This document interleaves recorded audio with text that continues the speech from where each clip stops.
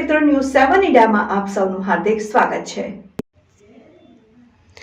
ધાંગધ્રા શહેરમાં પોલીસ દ્વારા કાયદોની વ્યવસ્થાના ભાગરૂપે સિટી પીઆઈ દ્વારા નાઇટ કોમ્બિંગ હાથ ધરવામાં આવ્યું હતું। ધાંગધ્રા શહેર વિસ્તારના મોચીવાડ, આંબેડકર નગર, ખરાવાડ સહિત વિસ્તારોમાં city police PI MU મશી, Surendranagar જિલ્લા એસઓજી, પીએસઆઈ, પોલીસ જવાન અને હોમગાર્ડ સહિત પોલીસે નાઇટ કોમ્બિંગ હાથ ધર્યું હતું, જેમાં કાયદો અને વ્યવસ્થાની સ્થિતિ શહેરી વિસ્તારમાં જળવાઈ રહે તે માટે નાઇટ કોમ્બિંગ હાથ ધરાયું છે।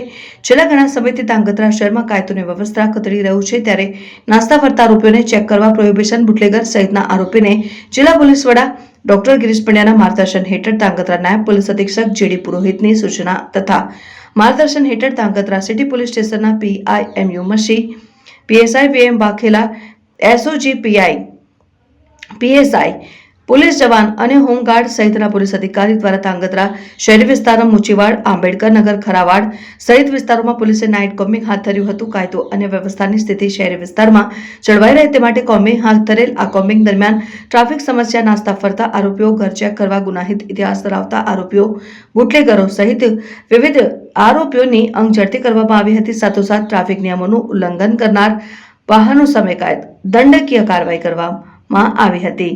Reporter Basit Shaikh, news 7 India, Dhrangadhra.